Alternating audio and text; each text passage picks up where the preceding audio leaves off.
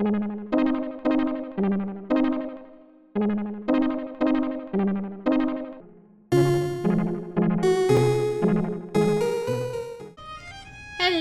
everybody. Welcome back to Vampire Therapist.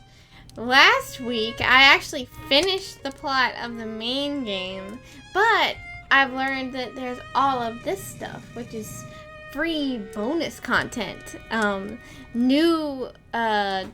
New clients for me to lay some knowledge on. So let's go ahead and get to our next client. Ooh, let's start out with the blood of Troy.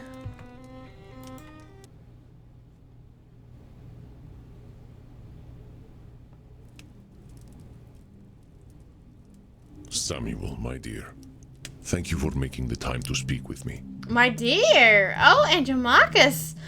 I didn't know we were that close. Come on, Andy. I've got all eternity. I've always got time for you. Aw, of course, Andromachus. We love you. An elder vampire such as I should not need your time. But I have been rather foolish of late, and disappointingly powerless against my own cognitive distortions. Oh, I mean, everybody wants to kill themselves every once in a while, Andromachus. Don't worry about it. Whoa, Chief, slow down. I can't catch up with all the cognitive distortions you're shooting right now. LOL. I know. I have been neglectful of my own mental health, and that is why I wish to speak to you tonight. So, I'm becoming my own therapist? Bro, I don't know if that's, like, allowed. Before you came to learn from me, I was the only vampire therapist. But now that you have been trained, I wish to ask for your help. Sure, I'm sure they don't have, like, Vampire American Psychological Association. Me? Andy, you said it yourself. I'm a baby vampire. How am I supposed to be your therapist? Also, ain't it kind of weird to have your own client as a therapist? Yeah, for real, Sam! To be a therapist is not a position of power over another, my friend. Naturally, I think a different therapist would be preferable, but you are here, and I understand your style. I believe you will be an excellent guide for my thoughts. Okay, sure. Hello, Seattle McDad. We have now become our therapist, which is all kinds of crazy, but we're gonna do our best. Well, if you think it'd be all right, of course I'm here to talk. I've been worried about you. Yeah, I'm worried about you too, Andromachus. Like, I kind of feel bad. Like, I wish that I hadn't ever left you. I am sorry for that. It has just been emotionally difficult to see how my past, much like myself, refuses to be buried. Yeah, we did become a vampire, his therapist last session, but I thought that was like a one-off deal. I guess not. But perhaps my efforts to bury my past have been the problem. I wish to unburden myself to you, Samuel. Is this like the X-Pack? X-Pack? I don't know what that means, but this is the extra content. I promise it will not take 3,000 years. Oh, yeah. Yep. Okay, 3,000 years worth of baggage. Ooh, boy. Okay, Andromachus, let's start working through this. I suppose you should pick what cognitive distortions I am likely to exhibit. I think we both know what my chief distortion is. Okay, I think his chief distortion is, As reformed vampires, we have similar mindsets. yeah, his is definitely devaluing the positive. As being handsome devils. Oh, yeah, baby. It's being handsome devils. The night can't handle the two of us. But That is no distortion, my friend. We are indeed a force of sexual allure to be reckoned with. hell yeah, we are, Andromachus. But what is the cognitive distortion we share? It's disqualifying the positive. I guess it comes with the territory of being former bad guys. Yeah, you're both mass murderers, but who isn't after 3,000 years? It shall ever be our 300 crucifix to years. bear. What other distortions do you think I need help with? Okay, I think that control fallacy is definitely one. Probably like always right, mind reading, Nosferatu thinking. I feel like that's pretty good. This is the things that an ancient vampire would think, probably. Okay, Andy, I think I'm ready to talk. Do you mind if we play a game while we speak? Much of what I will recall will be difficult to talk about. Sure, you want to play a game while you unhash your trauma? I mean, why not? Well, sure thing, Andy. What'd you have in mind? Let us play a little Settlers of Wallachia. No! No, I have to play fucking Catan in this game? What a strange shrink. Yeah, for real. Oh, okay, Neptuzilian. I am playing the cowboy therapist.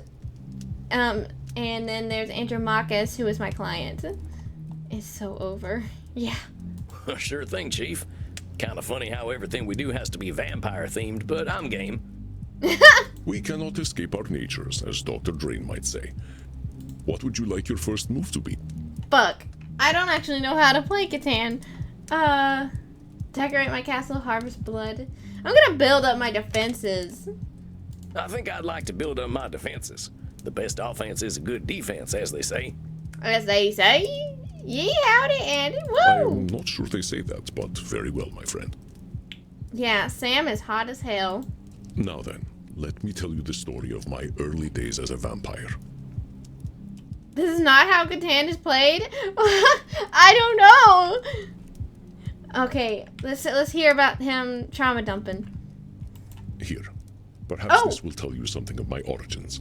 Please be careful with it. It's nearly as old as I am. Oh my god. Okay, that's you? Damn. Okay. This is a flattering depiction of you, Andromachus. So you're murdering a guy. Dang, this thing belongs in a museum. One could argue the same about us, my friend. Whoa. But this vase has emotional value to me. This poor vampire with a spear in his chest, his name was Machariel. He was my bloodfather, and the love of my short life. Wait, what? Oh my, wait. So you were in love with your vampire bloodfather?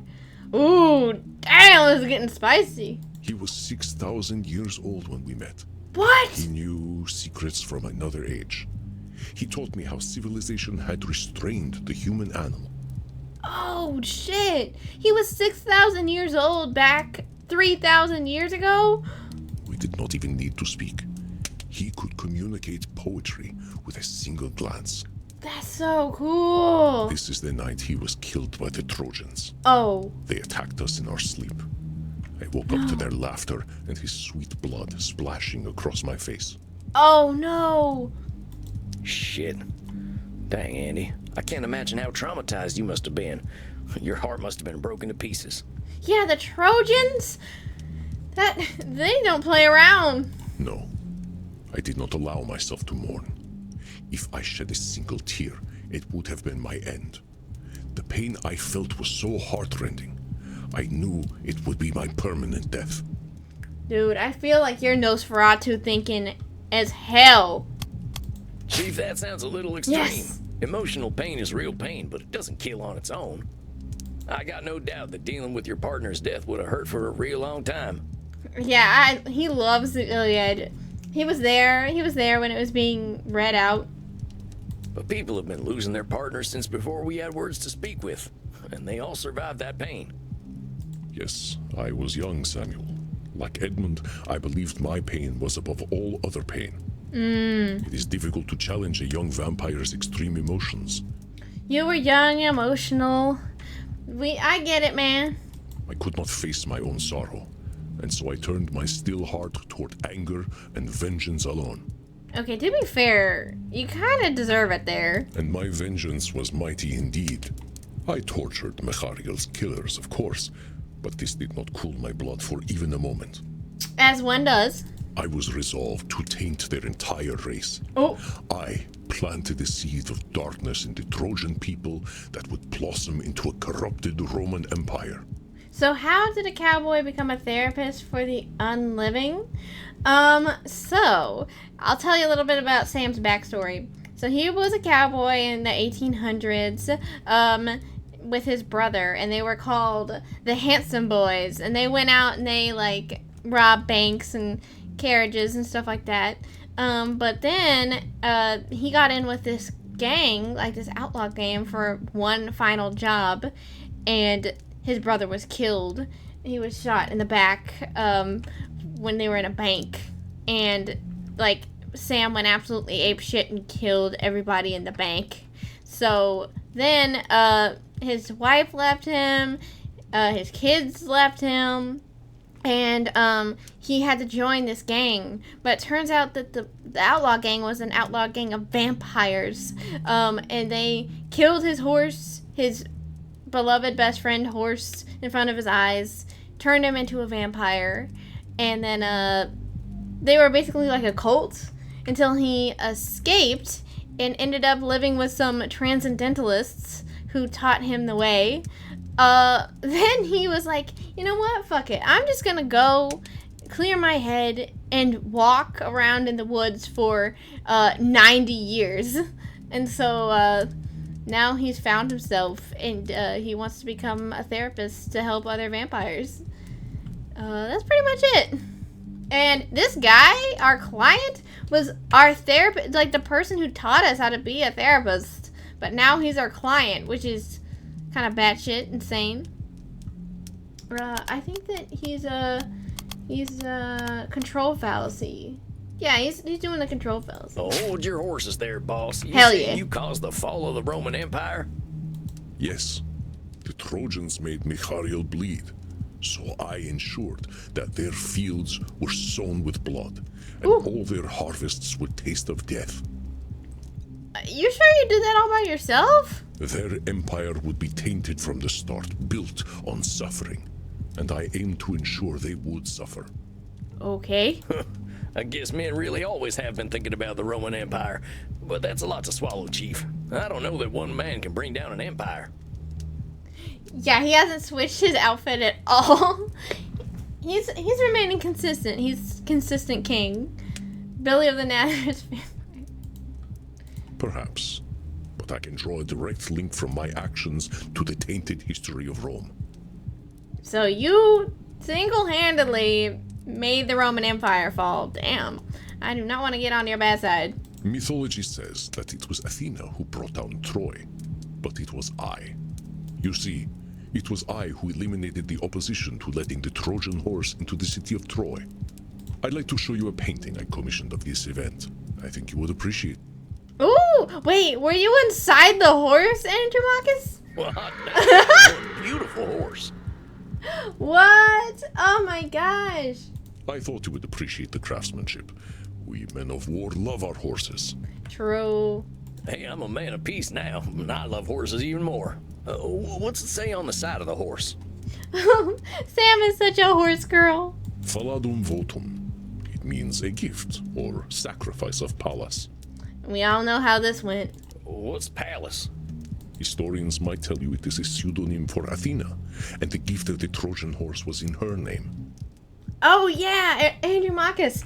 Were you and Odysseus friends? Were you partners in battle and maybe outside of battle?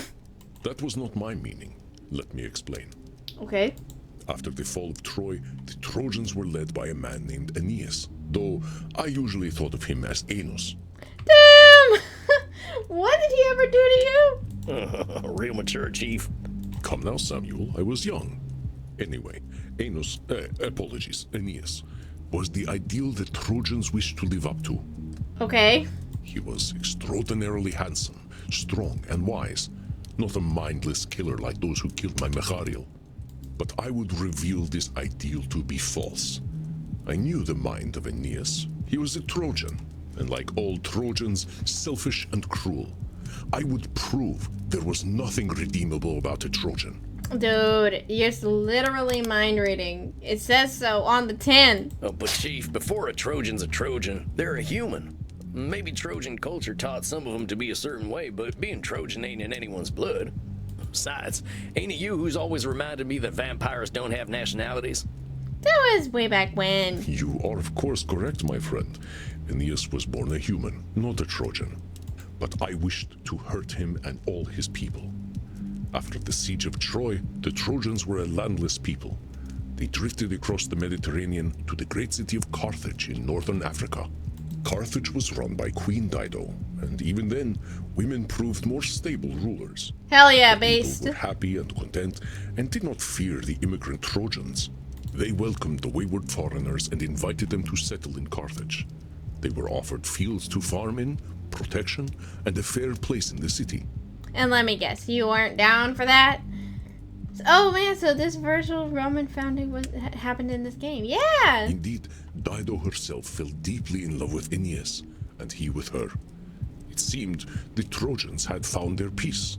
Good for them! But for me, this was not fair. Oh, come on. Why should the Trojans live in peace? Why should they smile when I wept for Macariel? I believed they should suffer. Andromachus, Aeneas wasn't the one who killed your lover. I made certain that Aeneas and his Trojans would no longer be welcome in Carthage. Okay. I seduced pure Aeneas. He was not so pure when I was done with him. Seduction was always a great skill of mine. You don't say. I wonder why. Okay, so you fucked this man. Okay, then what? I never would have guessed. But But I made sure that Queen Dido saw us. She adored Aeneas, and I broke that poor woman in my lust for vengeance. oh, Aeneas could not face her again, and so set sail with his people away from the land that had so warmly welcomed them. yikes. Queen Dido built for herself a mighty pyre, and even from 3 leagues away, Aeneas was forced to see his love burn in the fire of her sorrow. She burned herself alive over a man? Crazy. He could not hide his shame from me, nor his tears. To me, they were beautiful. Ooh. Holy shit, Chief. I get that hurt people, but dang, you could have turned it down a notch. Yeah, goddamn. Like, I'm scared as hell of you, man. Oh, that was not even the end of my vengeance. It wasn't? But first, I believe it is your turn to settle Wallachia. What are you going to do? I don't know. Let's see. Destroy mirrors, buy sexy leather outfits, or hiss at my enemies. Oh, chat. Which one should I do? Destroy the mirrors, leather. Oh, yeah. Andromachus did hang out with Jesus. Hiss at the or I don't think he. Well, he didn't hang out with Jesus. He commissioned a chair to be made by Jesus. Destroy mirrors. No leather outfits? Okay. Destroy mirrors. Seems like I should get rid of any mirrors. Don't want the mortals to know my secret. A good choice. Here in Germany, privacy is still a value. Now then, where was I? Ah, yes. The Trojans left Carthage for the northern Mediterranean. In the land we now know as Italy, Aeneas met a noble Greek man named Evander, and to my dismay, they set aside the horrors of the Trojan War and became allies.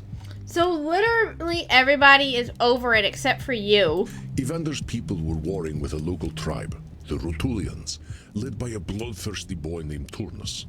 Okay. In the dark of night, I joined with Turnus. I trained his people in the art of war. I taught Turnus how to fight as a man who fears neither death nor shame.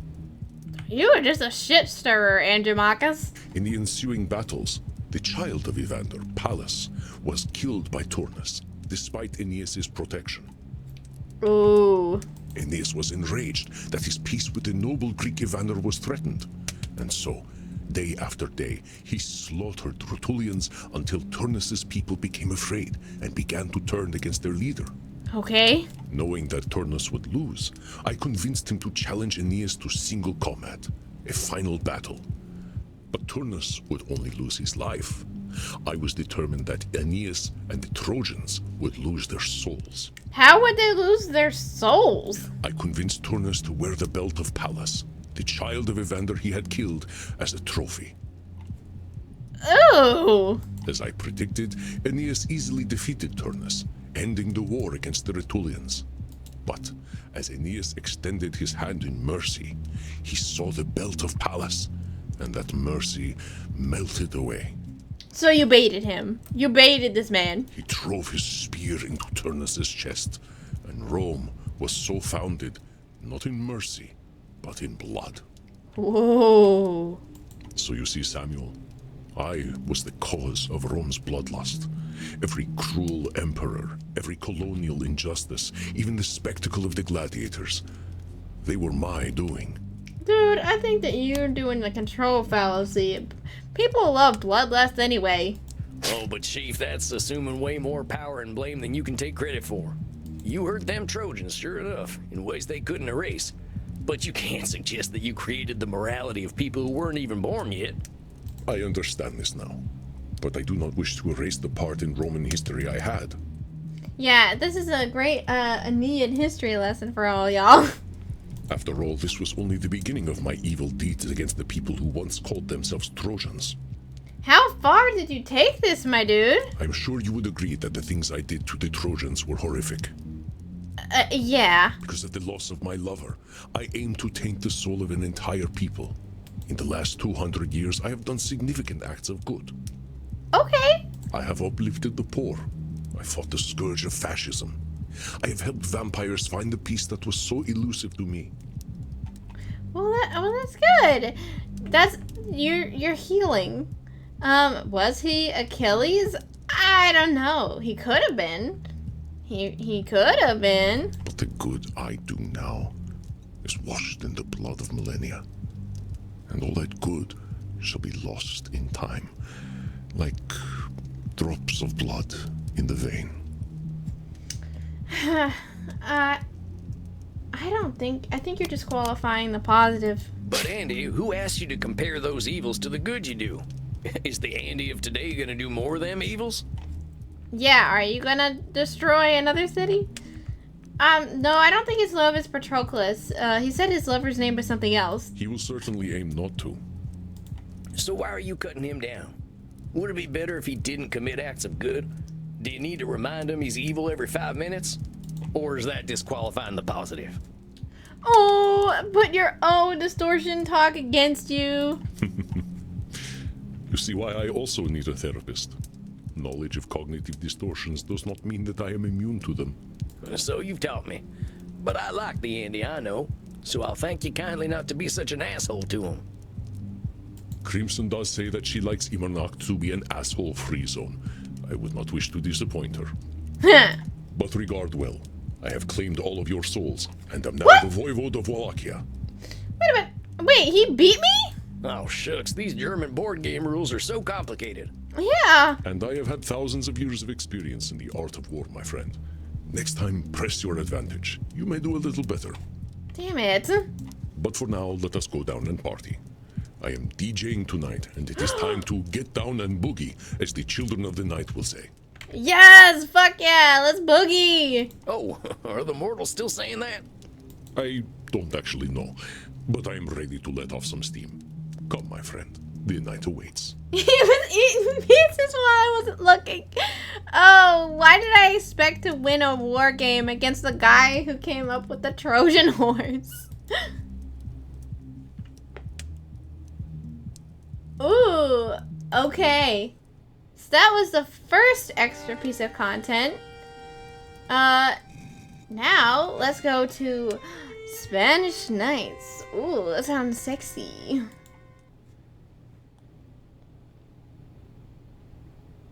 I wonder if this will be an actual new client.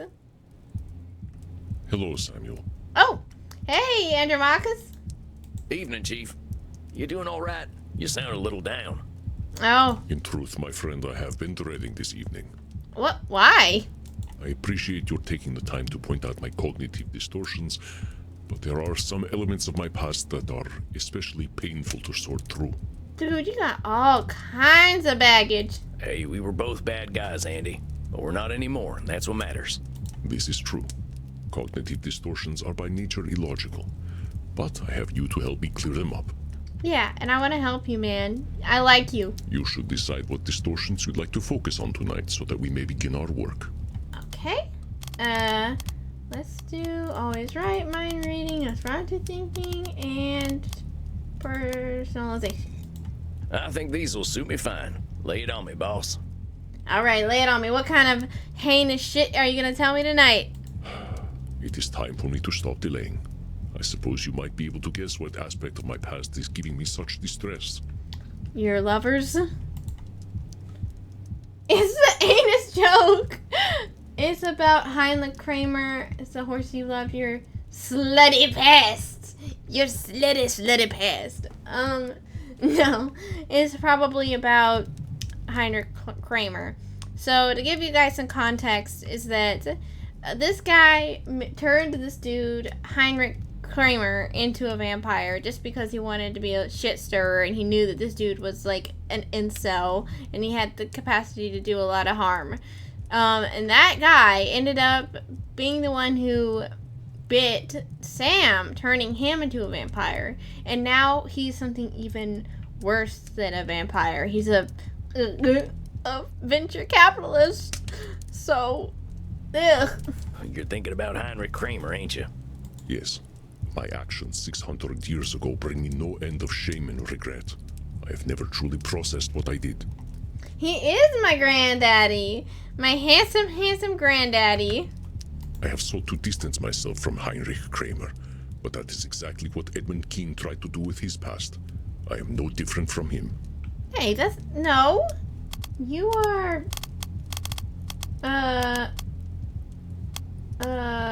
Nosferatu Boss, I again. think you've already taken the first trip into Distortion Town.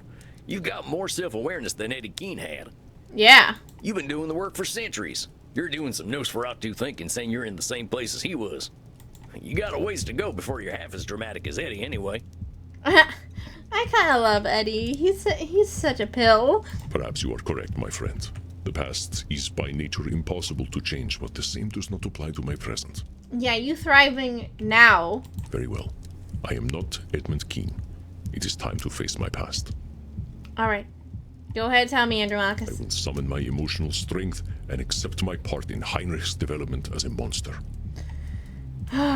Let's see. I believe the 1400s were my worst century.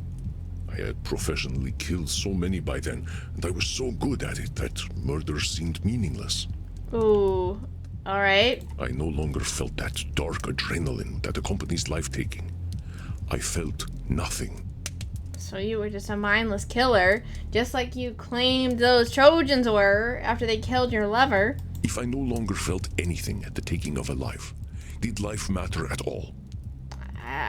In order to combat this feeling of emptiness, I transitioned from a simple vampire into a far more terrible monster. I became what is known in modern times as a troll. What? He became a troll. Oh God, Andromachus, no!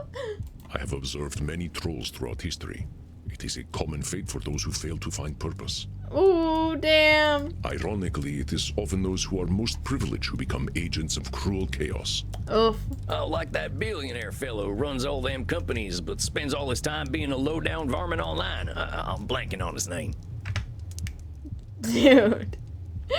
I know who they're referencing. They're referencing Elon Muskrat, but that could be so many people. I'm afraid I'm unfamiliar with the man. I think that'd piss him off more than anything. Ayo!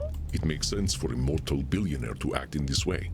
Being so powerful yet feeling your impotence on a global stage is a strange kind of pain. Okay. Heinrich Kramer was such a man. I was doing business in the southern regions of the Holy Roman Empire when I met him in a tavern. He was drunkenly ranting and raving about the sin of Eve, how women were the cause of all evil, that witches surrounded us. Oh God. He would have loved 4chan. He had gathered quite an audience, who delighted in egging him on to sound even more ridiculous. By the end of the night, he was spouting some nonsense about how breasts were chest horns, and that all women possessed a sacral hump indicating a vestigial tail. I hate to say it, but this is actually true. This guy, Heinrich Kramer, was a real guy, and he wrote a book that said all of this stuff. Wait, what? Was this fella serious? Chest horns is kind of badass, though. It was like a stand-up comedy show, but with more vomiting and misquoted Bible verses. My God. Yeah. I want to take life by the chest horns, if you know what I'm saying. But I was very old already. I saw through the humor, through the true hatred beneath. I cannot believe I ever saw value in such a fallen one. I ought to be ashamed. How, well...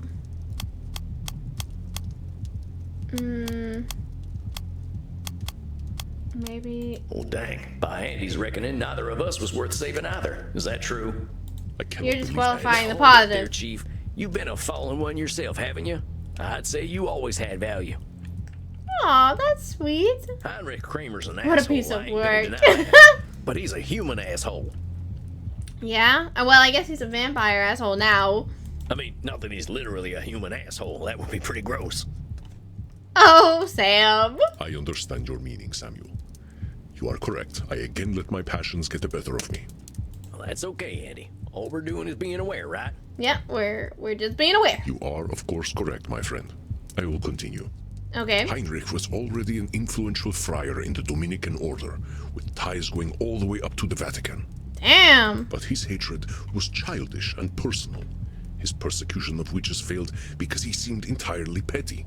Yeah, because he couldn't get laid. I functioned as his mentor and press relations manager. Okay. Wait, so you were a warrior, an assassin, and a PR guy? You got quite the resume, Andrew Is Marcus. it so ridiculous? Assassinations are often public relations moves. Dictators have their critics killed for professional reasons, not just personal ones. I guess you're right. Anyway, I turned his rambling manifestos into something more grounded. We made a scholarly appeal to Pope Innocent VIII to condemn witches, and he was only too glad to issue a papal bull. What's a papal bull? It's a memo issued by the Pope to alert Christians to new positions or doctrines of the Church. It was a papal bullshit. In this papal bull of 1484, the Pope condemned those who consorted with devils, incubi, and succubi, and those who cast spells. No, oh my god, half my D&D party. It does sound like a bunch of bull. You are not the first to think so. This papal bull was largely ignored. Pope Innocent VIII was not a well-regarded pope. At this time in his life, he was a frail old man, mostly surviving on the breast milk of teenaged girls. He was What? far from a spiritual authority. What the fuck did you say? Huh? Okay. Yeah, my Chicago Pope would never do this. Oh, yuck. I'm starting to see where the Puritans came from. Ew, god. The late 1400s often mirror our current times, I find. Grapes of Intensely wrath. concentrated power does terrible things to men, especially when they feel threatened. Okay, keep going. Heinrich was intensely disappointed when this papal bull did not result in the widespread persecution of women. Oh no. I encouraged him to intensify his efforts. Had it not been for my encouragement, perhaps the Inquisitions of the time would never have happened. Damn, Andromachus, your trolling got thousands of women killed. It was at this time that I offered Heinrich the chance to dedicate his immortal soul to his dark work by taking it from him. Oh, okay. The supreme, delicious irony of welcoming a hateful man of the church into eternal darkness was too tempting for me. Of course he took my offer. He was all too eager to devote eternity to his hateful work. And just because I thought it would be funny, I told him we needed to have homosexual sex in order for the dark ritual to work. What the fuck, Andromachus? You devious dog. He was so eager to abandon his beliefs to indulge his hatred. Oh, lordy. Jeez, Chief. You really ain't too picky about who you're getting intimate with. Yeah, dude. Ugh, I was thinking that you were hot, but I don't know. You are such a sweet blood, Samuel. Sex need not always be about intimacy. In this case, it was the cruel irony that gave me satisfaction. So it was a hate fuck then. Heinrich took to unlife well. He dedicated himself wholeheartedly to his great book, the Malleus Maleficarum. That is the book on how to interrogate and hunt witches. Oh, you mentioned that before. Well, what was in this book? Here, take a look. I have an old copy. Oh, This is a manual of sorts on how to identify, persecute, and kill witches. It was a work of dark fantasy garbage, unworthy of any respect. oof. Jeez, Andy. I feel like you ought to burn this thing. Smells like brimstone and bad news. Where is the Spanish in all this? You know what? I have no freaking clue. No, Samuel. If the past does not teach us, we will be doomed to repeat it. I kept it to remind me of just how far I had once fallen. I gave him the brilliant idea of attaching Pope Innocent's papal bull to this work in order to give it legitimacy. Okay. So, okay. We also fabricated an endorsement from the University of Cologne. Fact-checking was so slow back then that it would take decades to challenge the legitimacy of such an endorsement. Wow. That's so nefarious. Sounds like an election debate. For real. You see, my friend, mortals are eager to follow instructions. Church authorities were all too willing to enforce these rules. And so, Heinrich became a superstar influencer.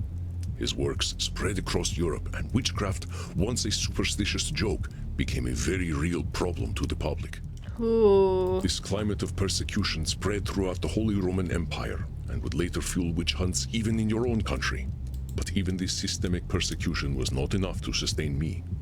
Acceptance of radical ideas has a way of normalizing the radical, and I soon became bored of Heinrich. What else could you want, Andromachus? Wait, you helped make a witch hunting manual popular throughout Europe, and then you got bored. Yeah. A troll requires fuel to feel they matter. If a troll ceases to be radical to others, they are beings without purpose. You know, I haven't ever thought of it that way. I told Heinrich as much when I dumped him. I said Whoa. that he bored me. He was a mere tool to be used. Dumped his ass.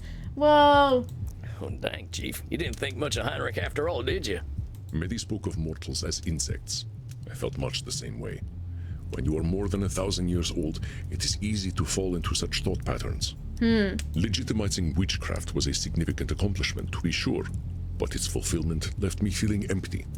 When the clerical authorities began persecuting witches on their own, I felt rather left out. I wanted their persecution to happen because of me. Oh, maybe this is personalization? But Andy, the actions Yeah. of others weren't just because of you. They got that dirty old manual you helped write, but it was up to them to decide to listen to it. You speak truly, my friend. I wish you had been around back then to speak with me. The existential angst of a very old vampire is hard to communicate. I just wanted to feel that I mattered somehow. My god, he really is a troll. By 1492, I had to go somewhere where I feel more effective as an agent of chaos. Did you go to America? He is the most spiteful little bitch for real. And there was no better place to go than Spain. Spain. Specifically Granada. Oh, there's where the Spanish comes in. Well, why Spain? Spain in 1492 was a mess. For more than 260 years, Granada had been a center of learning. The Muslim Nasrid dynasty ruled, but Jews and Christians were allowed to practice their religion and even rose to high positions in society. Okay, what's the problem? But when Ferdinand and Isabel of Castile arrived with the Spanish Inquisition, it was incompatible with the harmony that defined Granada. You caused the Spanish Inquisition, my dude. I smelled blood, for lack of a more apt phrase. My instincts were correct. I arrived in Granada in April. Though the stones were still stained red, its conquerors were hungrier for blood than I was. Ooh. Ferdinand and Isabella had just sanctioned Christopher Columbus's trip westward in search of treasures to fund their conquests. Hey, I know this one. In 1492, Columbus sailed the ocean blue. Good job, Sam. I have heard this poem as well, but it did something quite terrible. Oh, Do you know what it is? well, there's a lot of things. Be more specific. Then he massacred Native Americans. He raped and pillaged. Keep going. He rhymed not and hot. The natives and Columbus weren't buddies. That's one. And he didn't even discover. Well, I'm gonna say that they weren't buddies. I'm pretty sure the Native Americans and Columbus weren't pals. Indeed, Columbus brought several of them back to Spain as slaves.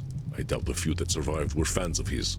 Nope. The journey of Columbus was not a noble journey, but a savvy and cruel move by Ferdinand and Isabella to solidify their tenuous position as rulers of a unified Catholic Spain. If I could find my way into their court, I could commit such devilry. Alright. It would not be easy for a dark-skinned demon like me to worm myself into their graces, but I found a way. How? Did you seduce him? Well, let me guess. You seduced Ferdinand. Or Isabella. Or both. Samuel, I am hurt. You think I just fucked my way through history, don't you? I mean, yeah, a little bit. Is that bad? Oh, shucks, Chief. I didn't mean nothing by it. I just saw a running theme and thought, Yeah. Well, you were right. I seduced Isabella of Castile's chief advisor. I fucking knew it, Andromachus. You crazy. They called her La Latina. Ooh, La Latinas. Ooh, I get it. You got the Shadow the Hedgehog taste. What a woman. Here, I have a painting of her. Ooh, yeah. Show me that painting. Her name was Beatriz Galindo. She was one of the most learned mortals I have ever met, if not the most. How would you feel about Crusader Kings? He'd love it. Ooh, she's not bad. This painting does not capture her essence well, but she was also devilishly attractive. Okay, go on. There is nothing sexier than an inquiring mind, and Beatriz, she was one of the sexiest women I have ever known. Ooh, okay, okay. you sound a little smitten there, Chief. Better not let Crimson hear. Yeah, even though she's been dead for thousands of years. She knows about Beatriz. Or hundreds Not of years. everything, of course. She doesn't need to hear the most intimate details. I do, though, as your therapist, you know, just to make sure that you, got over her. But, seeing as you are acting in the capacity of my therapist, I can tell you, yes? Yes. Yes. She used to do this one thing with her finger. But okay. You know, I ain't a Puritan. I just think all this stuff should maybe be done behind closed doors. Oh, Sam. Damn it. I'm sorry, my dear. I don't wish to go too far, but I will still unburden myself. Okay. Boo, Sam. I know. Boo, I want to hear. I believe I did Beatriz great harm. She Uh-oh. was newly married when I met her in Granada. Oh. This guy is Forrest Gump of being a cunt. Oh my god. You're so right. Sam just gets all flustered every time somebody mentions sex in this game. See, I don't like that forbidden the term. LOL. Her husband was a man named Francisco Ramirez de Madrid. As his name implies, he was of Madrid, meaning that his lovely wife was often left alone in Granada. I see. It took me an entire month to get her into bed. Perhaps the longest courtship of my entire on life. A month is the longest courtship? God damn. Shucks. For an immortal being, you don't take your time much, do you? Yeah, for real. I don't usually have to try. But Beatriz was a woman of principle. She was not ready to cheat on her husband or her holy vows. Damn. Oh my god, you tainted this poor woman. She did not share her body with me immediately, but in her mind, the deed had been done 1,000 times already from the first day we met. Boy, you don't know that. You're mind reading. Mind reading. I think you might be doing some mind reading there, Chief. Dark forces that made us know you're a fine specimen of a man, but not everyone wants a piece of you. Yeah, just because I do doesn't mean that everyone does. Of course I know this. But if we are dealing in reality, I know that this is indeed what many people are thinking of when they meet me. Dude, you are high on your own fumes, my guy, but you back it up, though. Oh, yeah, I ain't gonna deny that. Yeah. That's only many people, not all people, right? You couldn't really know what was in Beatrice's mind. Sam's like, ugh. Maybe she really didn't see you like that right away. Maybe not. Perhaps it is so. I should not let overwhelming evidence fuel an unchecked ego. Okay. I knew her by reputation before I met her, and I knew the way into her underclothes. It was through Latin. Oh my god, because, yeah, you're a native speaker of Latin. Oh, jeez. Other than myself, she was perhaps the global authority on Latin, largely an unspoken language at the time. I quoted Virgil to her, the story of my old nemesis, Aenos. Anus. You mean Aeneas, right? What did I say? You said anus. You definitely said anus. Oh, my mistake. Anyway, I knew I would be her match in Latin, so I told her, Nunc scio quid sit amor. Now I know what love is. Aww. I wanna I know what love is. She admonished me for my forwardness, but did so with a smile that she could not hide from me. Whoa, goddamn! I don't know. I'd like to think that I would have resisted his charms, but I'm afraid I might have folded like a sack of cards. With her husband in Madrid, I spent the warm Spanish evenings with her, drinking her blood and sharing thoughts of terrifying intimacy. Whoa, Lord! Oh, meaning you got up to a lot of kinky stuff. But I did. Yeah, Sam. What do you think he meant? Oh, the kinkiest. No. We probed each other so deeply. Do you know what we did? No. Well, I can guess. No, Lord. Discussed Aristotle. Oh, Aristotle. Filthy. Oh, okay, maybe I can't guess. But You cannot know true intimacy until you have delved deeply into Aristotelian logic, biology, and virtues with another. wow. But Samuel, I used her. Even with the bond we formed, a bond that few couples on this earth could ever achieve, I used her. No. Through her influence, I was able to embed myself into the Spanish court. Oh, this is sad. I just turned what it is into mommy issues or what? I introduced Ferdinand and Isabella to the Malleus Maleficarum. Hi, Marcello. They adored it, of course. They loved blood as much as I did. Oh, God. I did not expect the Spanish Inquisition. So you were feeding poison to a couple of already rabid dogs. Oh, boy. Yes, it inspired their brutal actions against the conquered Muslims and Jews, which delighted me in this foolish troll era of mine. Bro, that's a little bit more than just trolling, I think. After evenings discussing mystic ancient virtues with Beatrice, this was a great betrayal. God. I deserved to suffer for helping Heinrich, and I deserved to suffer for using Beatrice. So what you just walked in on is that our therapist is now asking us to be his therapist, and he spent an entire, 1,000 years trolling and creating, some of the worst events in human history. And also, he fucked his way through history, but I digress. I think she was trying to save me through our conversation, Samuel. I might have charmed her with my voice and my words, but she knew who I was. Oh, no. Have you read much about Aristotelian ethics? I will be honest, I haven't read that much about it since 5th grade. We didn't discuss a lot of Aristotle out on the range. I think he will not be so alien to you. He described a concept known as the virtuous mean. Oh. Is that like the Superman? It is not so different from the middle path we speak of so often. Oh, okay. Between purposelessness and overambition, there is fair ambition. Between shyness and shamelessness, there is modesty. Oh, so moderation type of a deal. Reminds me a lot of Isabella d'Este and Dr. Drain. Exactly. Cannot sustain being individuals of pure vice or pure virtue. There is no peace in such ambition. Okay. But I could not hear her wisdom. I was 2,500 years old. Who was immortal to talk to me about ethics and virtue? Yeah, you gotta be a moralist. Yeah, you're being always right, Andromachus. I reckon you know now you were being always right. Mortals have got a heck of a lot to teach us. Yeah, is it 'cause she's a woman? Sounds like Beatrice had a real good head on her shoulders, like them transcendentalists I was lucky enough to get to know. I think mortals are better at asking themselves immortal questions than we are.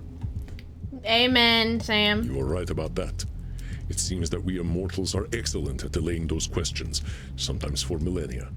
Even at 3,000, I am certainly not always right, as you have proven to me several times over. Oh, shucks. Oh, shit. Shall we skip the part where you disqualify the positive, my dear? Okay. Don't preach to me. All right, just this once. It is simply difficult to reconcile my disappointment with myself, Samuel. That I helped the evil and used the virtuous. I mean, yeah, that was a shitty thing to do. Once I had helped to fuel the bloody ambitions of Ferdinand and Isabella, I abandoned Beatrice. No. It is a dark thing indeed to live to be a troll. There is no fulfillment in such a life, only pain. Oh. A troll such as I was is a societal toxin. We break down the social contract and reduce humanity to a bestial state. Alas, I believe I was a far more successful troll than I have been a sincere human being. I used Heinrich and Beatrice more effectively than I have ever helped kindly vampires. I have to disagree with that, man. You're disqualifying Andy, the positive. You're disqualifying the positive again. Whatever troll you were in the past, comparing him to the Andy of today is as useful as milking a bull. Nope. Well, He would have loved But we ain't 4chan. gonna talk about that. Oh my God, Sam!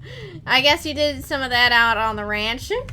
Point is, if we're talking about the good you do now, what do your troll days have to do with anything? You're being a real Count Gloomula if you're taking something good and ruining it for no reason. Count Gloomula. Count Gloomula?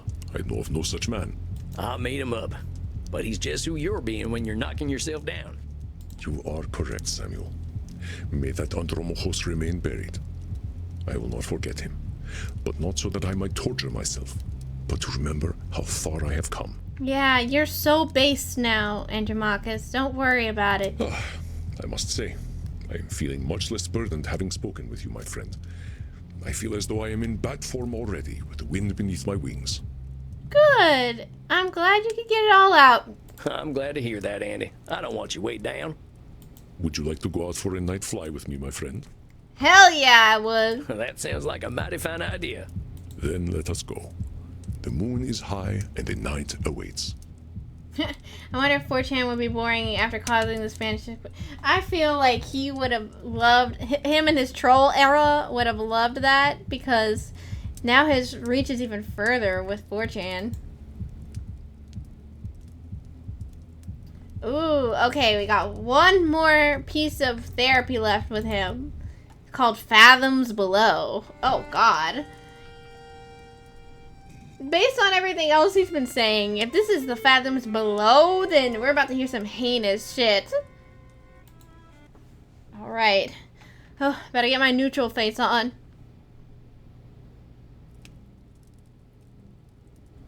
Hey, Andy, you ready for our therapy sesh, partner?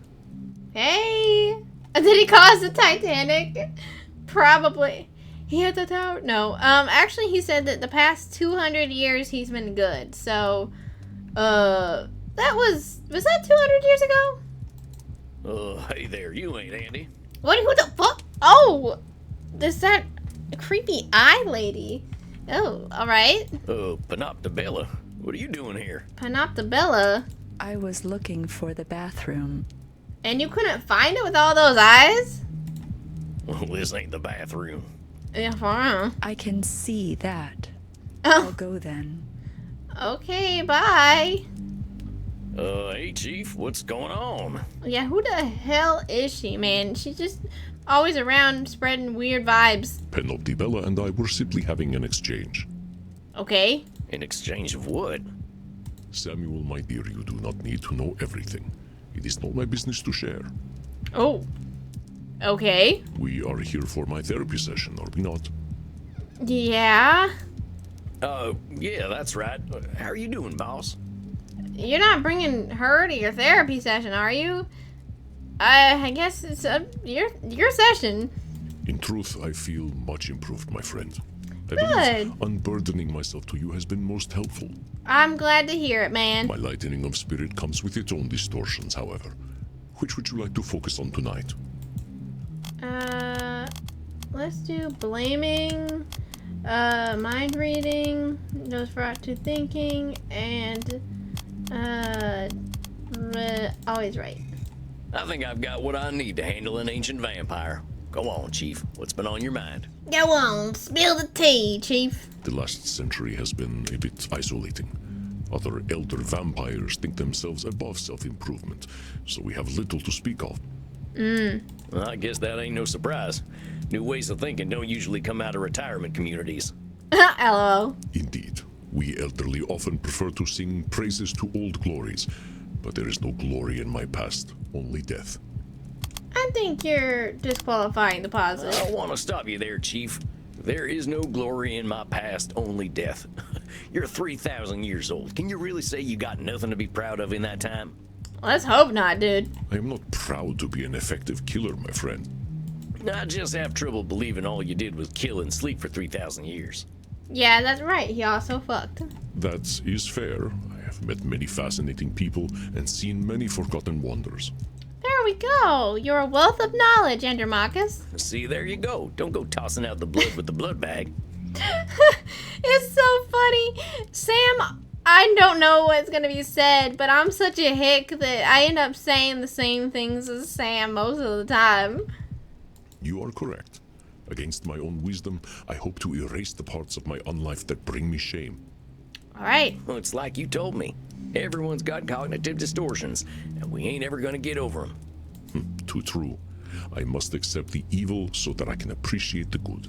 Yeah. I confess I often wish to give myself a pass, because in hindsight my evil was so pointless. Yeah. Have you ever heard the phrase, the banality of evil?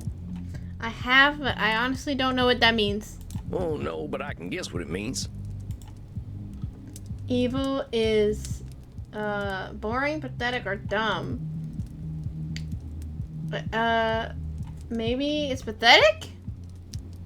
Well, evil is pathetic. I mean, look at me. I was an evil bastard, but what Boring. I was deep down Shit. was a scared, pathetic little boy. No, Samuel, do not label your inner child as pathetic. A child is a child, and a child's needs are not pathetic. But now They means simply boring? Ah, dang it. are. Banality is something different. Historian Hannah Arendt coined this phrase to describe the actions of some Nazi leaders. What? That does not seem boring. Bernard is boring. Anal is also boring, but another kind. Like boring into the earth, but it ain't the earth, if you know what I'm saying. In Western tradition, when we think of evil, we imagine powerful creatures of darkness intent on hurting others. Okay. Even in this understanding, evil has no ideology. It is, as you say, dumb. It's boring as hell. And when we perceive evil as dumb, it is tempting to simply dismiss it. If I live an unlife that is no longer evil, it does not feel right to be judged by the centuries I spent in dumbness. Indeed, it was the realization of the banality of evil that made me question it. I have never heard this before. Well, how's that? Well, you and I know what effective killers we are. There is no mortal that would dare stand against us. Except for maybe a Belmont. We are physically superhuman, but are we truly greater beings than mortals? How many people do you think I have killed, Samuel? Oh, God. I would probably... I would say probably about 20,000 people. Directly. Well, you being 3,000 years old and all, I bet you've killed. Zone of interest. Does the banality of evil very, very well. Okay, thanks for the recommendation, Marcello. A few thousand, a few million, a few billion mortals. Oh God, I hope not a billion. What do y'all think? Do you think he's killed thousands, millions, or billions of people? I mean, I think probably million. I'm gonna, yeah, millions. You must have killed a few million mortals. That's a hell of a thought. You know as well as I do how normalized killing can be for our kind. Yes, I have killed millions. Jeez. The truth is, I have no idea how many people I have killed. I was certain, however, that I was the dominant force of death in the world. Oof. But in the 20th century, humanity showed me that I was far from superhuman. If I thought I was detached from the value of life, World War I showed me I was not special in this. Oh, yeah. I kind of missed both of the world wars. I was busy walking at that time. Yeah, this entire, he spent 90 years just walking around in the woods to clear his head, and honestly, vibes. They were terrible, Samuel. Mass death events have happened before. The Napoleonic Wars, the Taiping Rebellion, and even older wars killed millions.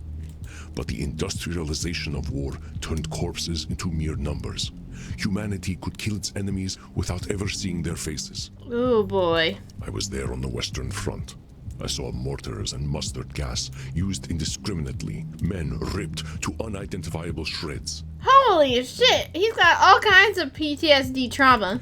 Day after day, month after month, the bodies filled mass graves, each death contributing to no ultimate goal. I think this is a little above my pay grade as a therapist. Back then, I was a creature who saw death as glorious. I thought that mortals were food, owed to me because I was greater than they.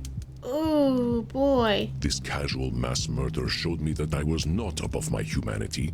Murder was humanity. Oh, boy. I'm afraid, Samuel, that I quite lost my appetite for blood. I did not think such a thing was possible for a vampire.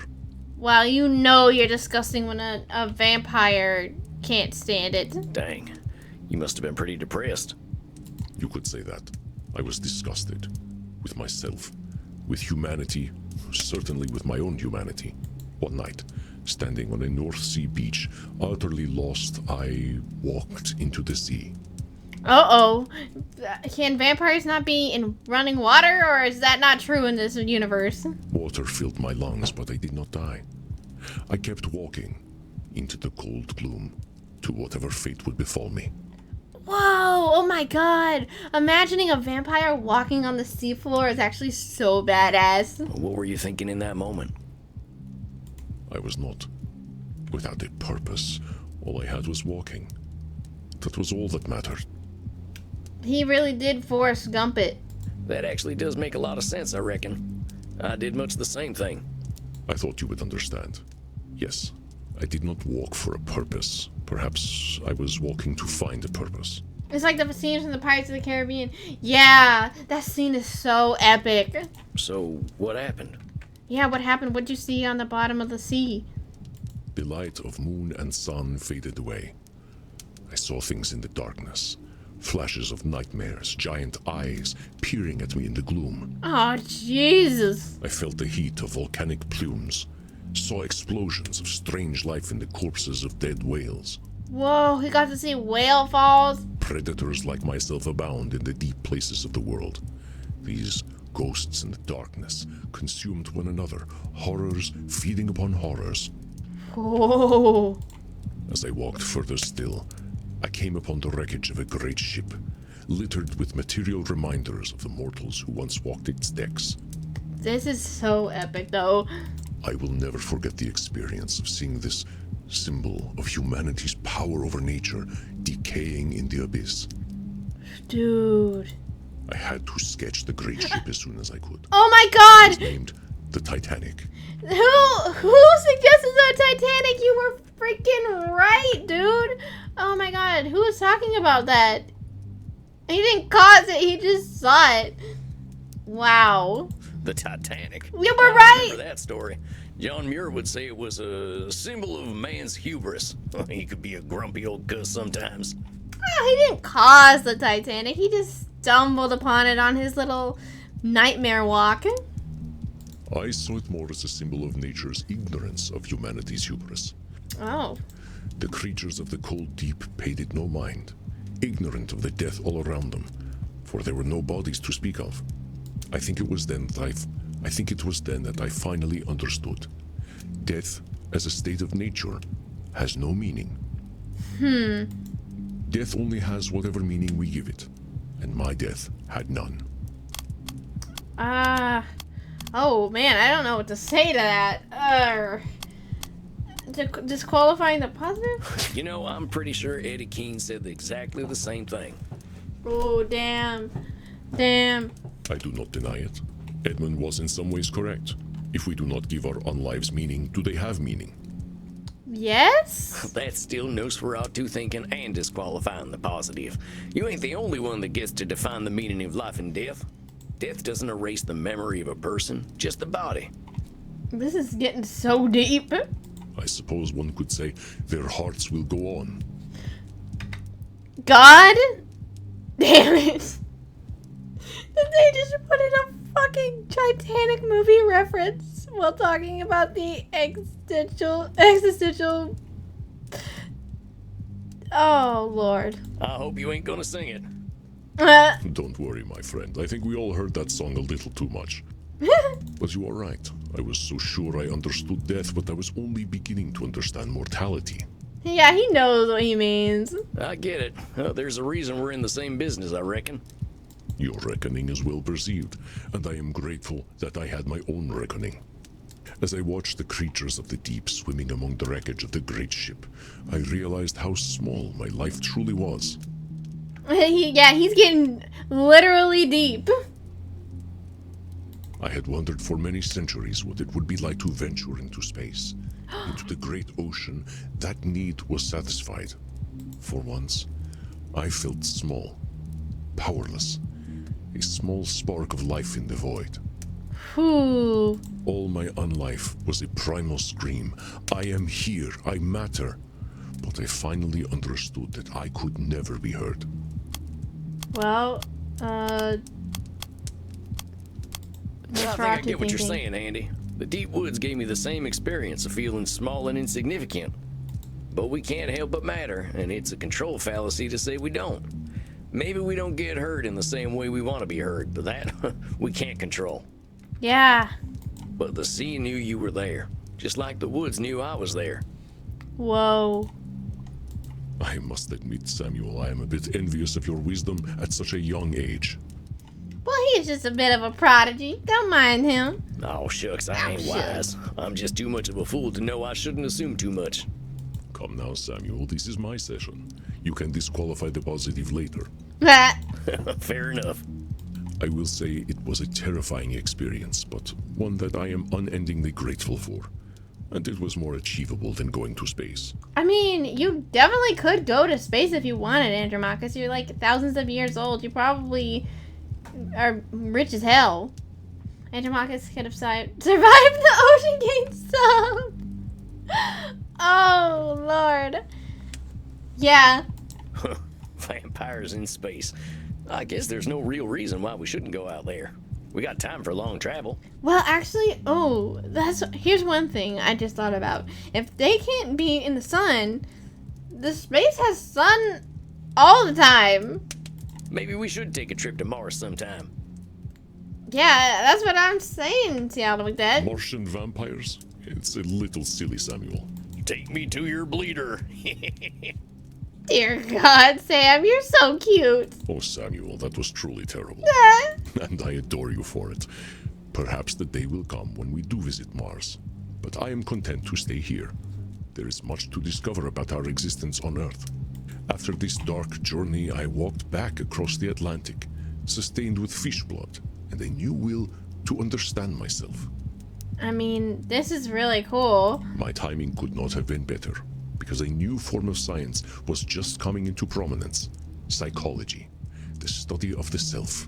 Psychology saved this man. Well, when was this? Around 1920, I was not the only human being to question humanity's choices after the Great War. Indeed, if humanity did not question itself after such horrors, this would be a condemned world. You've been around a Nosferatu long thinking. time, right? You've seen oppression and violence like I couldn't imagine. But somehow, every time folks get knocked down, they dust themselves off again. I think you're doing a little catastrophizing, boss. Humanity ain't gonna die out so easily. Perhaps not. I believe the mortals are even more stubborn than we are. The fear of death makes them cling to life. Yeah, we'll be there with the roaches. It's too bad everyone can't just become vampires. It'd solve a lot of problems. I think we have enough work on our hands already, my friend. Yeah, I wonder what would happen if they all became vampires, because you can't drink other vampire blood, can you? I don't But where know. was I? Oh, yes. It was my questioning of the self that brought me to this place. Psychology was born right here in Leipzig. Oh my God, did he know Freud? Oh boy. No shit. None at all, my friend. A man named Oh. Wilhelm Wundt Wilhelm lived just on the Wundt. street. He developed a method where we describe our own thoughts and sensations. Oh, they're going really deep into early psychology. Well, that sounds mighty familiar. Yes, the hints of cognitive distortions were present already. I read his works voraciously. I was obsessed with the study of the self. I became interested in my own feelings. Diablo, blah blah blah blah. Diablo. I don't know this word. Why did I rage for so long? What did it feel like physically? And I realized that my prevailing feeling was always fear. I guess that's true. You've been raging so long because you lost your lover. Like Edmund, I was a coward. Oh dear, the similarities are piling up. Yes, I'm afraid that you were a narcissist at that time, Andromachus. Why was I not interested in myself for nearly 3,000 years? I should have shed my ignorance long before. But I did develop an obsession with knowing myself, and it took me to some very awkward places. Like what? All right, Chief, I'm ready. I ain't afraid of sex, so you can talk to me.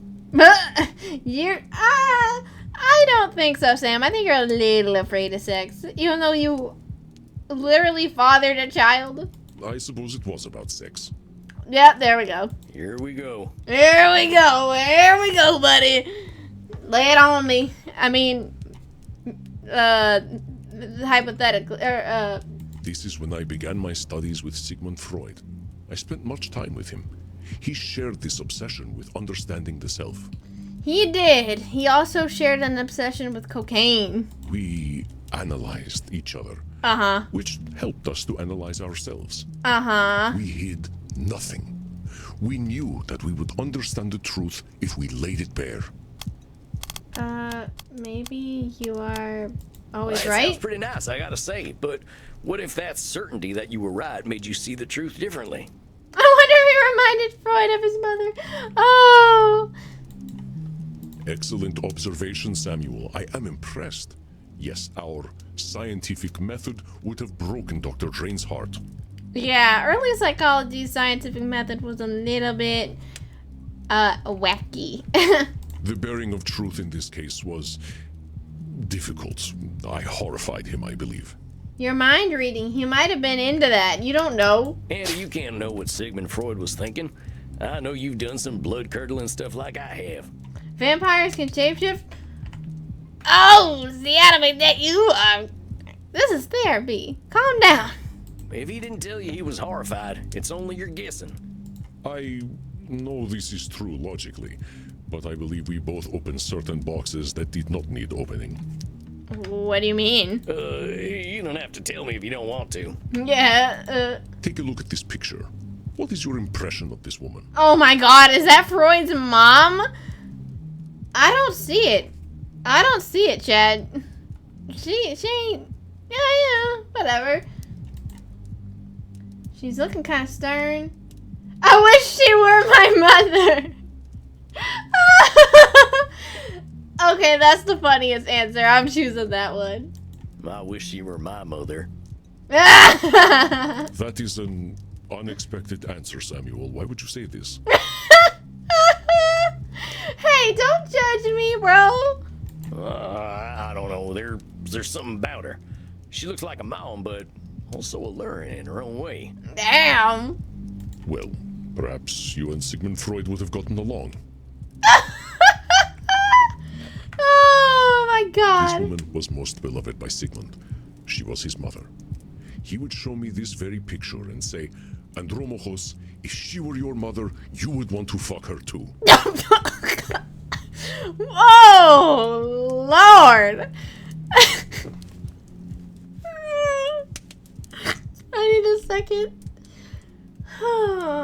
I don't use this phrase often for obvious reasons, but what in the Sam hell? What in the Sam hell?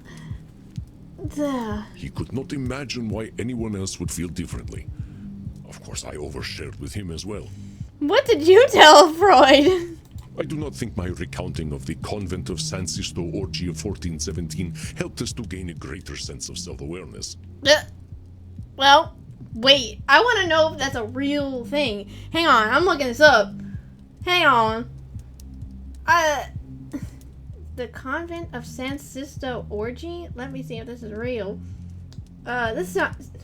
A lot of what he says is based on real events.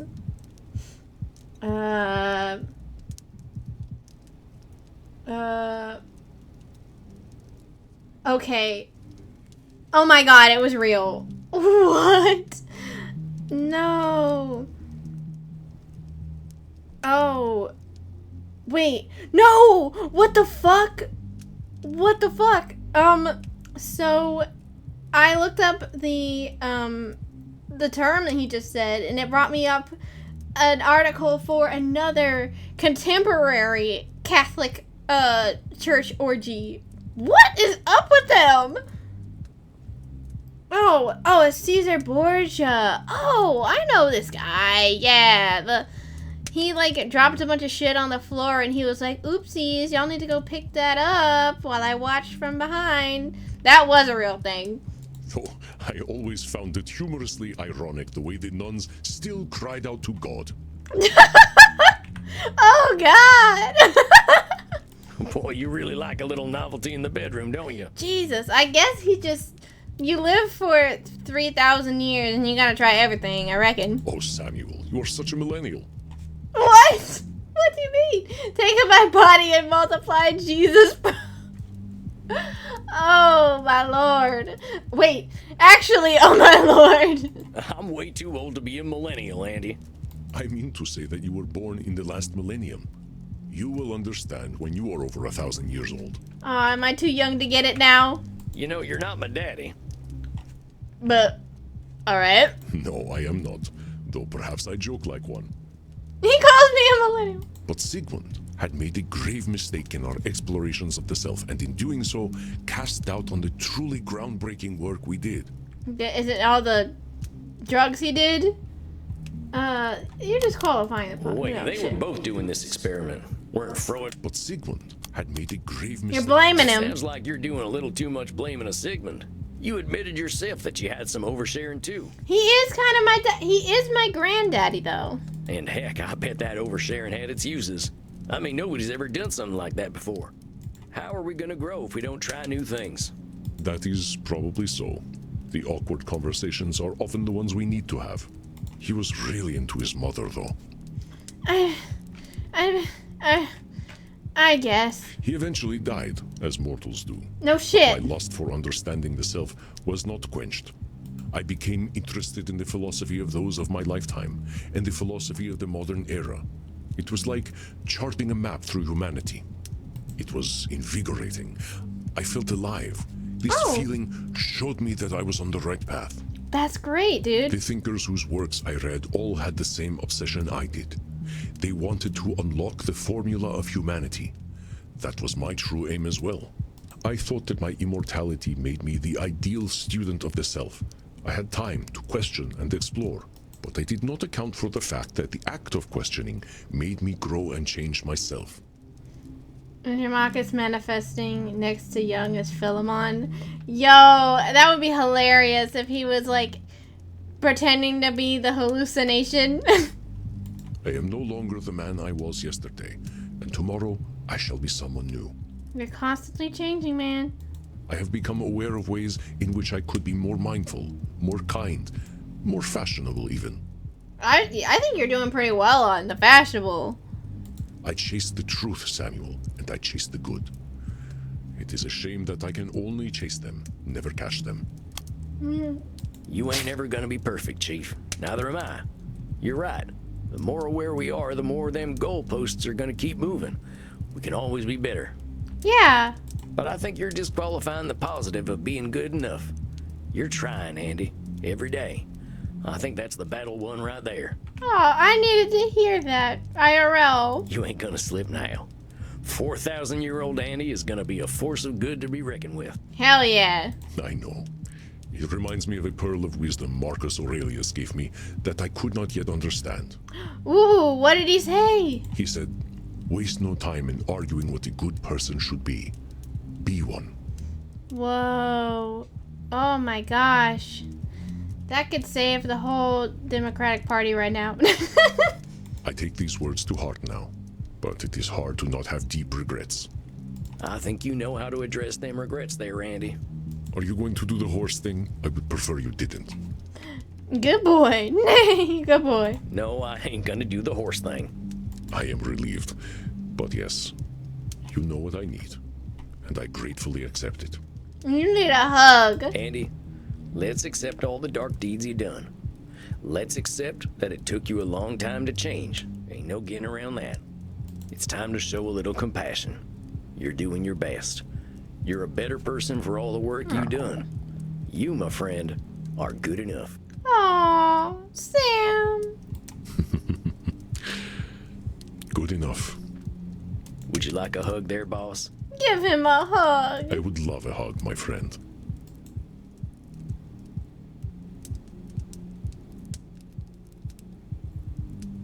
Well, that was satisfying. I've been wanting to hug him this whole game. But maybe the hug was too powerful. Maybe it breaks the game. Where is everything? Hello? Oh. Alright. Well, that's everything that I have so far. The DLC is out, which is couples therapy, which is pretty juicy. I can't imagine what kind of problems vampire couples go through, but that has got to wait till later. So thank you everybody who tuned in. Bye-bye.